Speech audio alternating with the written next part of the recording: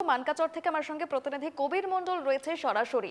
কবির, প্রজাতন্ত্র দিবস আজ ৭৭তম প্রজাতন্ত্র দিবস এবং সেই উপলক্ষে আমরা দেখছি সকাল থেকেই কিন্তু দেশের বিভিন্ন প্রান্তে বিভিন্ন অনুষ্ঠানের আয়োজন করা হয়েছে, বর্ণাঢ্য অনুষ্ঠান রয়েছে, প্রদর্শনীর আয়োজন করা হয়েছে। তুমি যেখানে রয়েছো সেখানে আজকের দিনটা কিভাবে পালন করা হচ্ছে?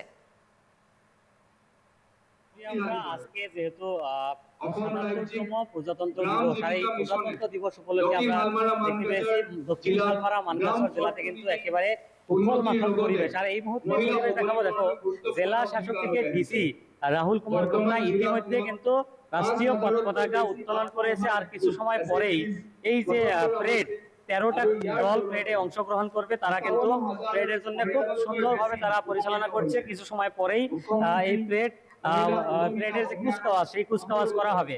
বলতে হবে যে দক্ষিণ ভারত এবং বাংলাদেশ সীমান্তবর্তী এই জেলায় সকাল থেকে আমরা দেখতে পেরেছি সাধারণ লোকও কিন্তু তাদের মাঝে উখল মাখল পরিবেশ। সবাই কিন্তু এই প্যারেডের যে অনুশীলন, প্যারেডের যে কুচকাওয়াজ দেখার জন্য ইতিমধ্যে তারা এসে উপস্থিত হয়েছে। আর এই মুহূর্তে জেলা শাসক থেকে ডিসি নিজে যখন রাষ্ট্রীয় পতাকা উত্তোলন করে, তারপরেই এখন কিন্তু তিনি ভাষণ দিচ্ছে।